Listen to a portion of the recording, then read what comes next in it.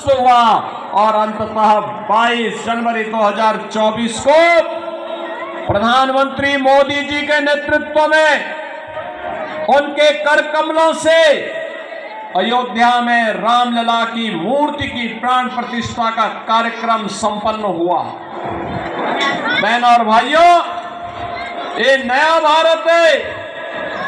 नया भारत पूरी मजबूती के साथ, बिना रुके, बिना डिगे, बिना थके अपनी विकास की यात्रा को भी आगे बढ़ा रहा है, विरासत को भी सम्मान दे रहा है, देश की सीमाओं को भी सुरक्षित कर रहा है, आंतरिक सुरक्षा की स्थिति को सुदृढ़ कर रहा है। बिना भेदभाव के योजनाओं का लाभ गांव, गरीब, किसान, नौजवान, महिलाएं, समाज के प्रत्येक तबके को दे रहा है।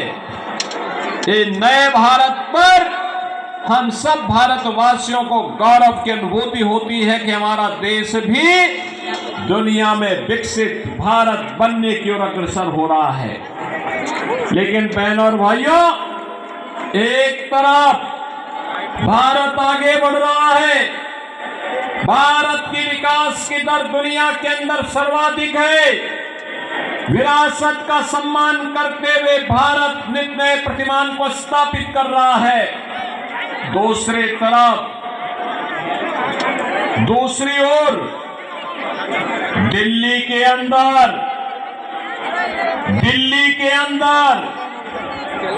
यहां पर जो राज्य सरकार पिछले 10-11 वर्षों से चल रही है, यह अराजकता का एक पर्याय बन करके रह गई है। बहनों और भाइयों, देश के अंदर आजाद भारत की पहली ये राज्य सरकार है और पहली पार्टी है जिस सरकार पर और जिस पार्टी पर भ्रष्टाचार का मुकदमा दर्ज हो रखा है। न केवल इनके नेता बल्कि आम आदमी पार्टी स्वयं भी आज के दिन पर भ्रष्टाचार की अपराधी बनकर के कटघरे में खड़ी हुई है।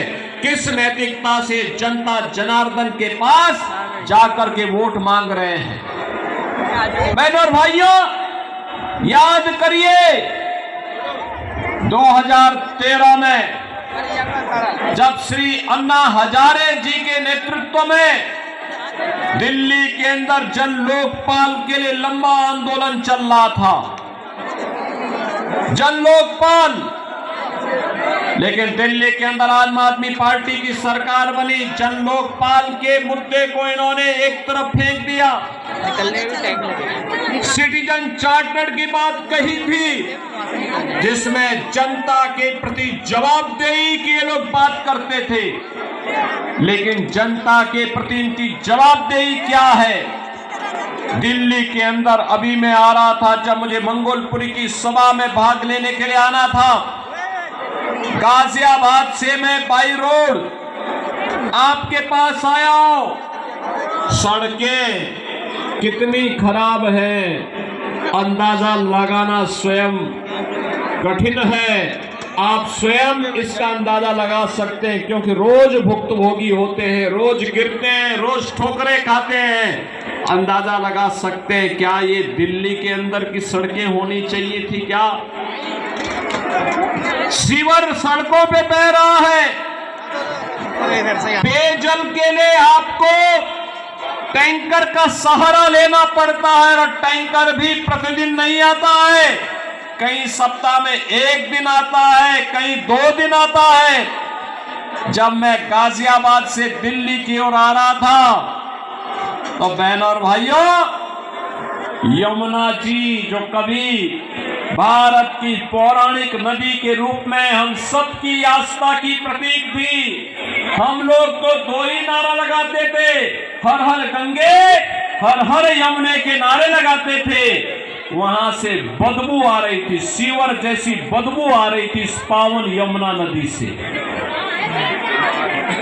दिल्ली के अंदर आम आदमी पार्टी की सरकार के पाप का भुक्तभोगी आम आदमी पार्टी सरकार के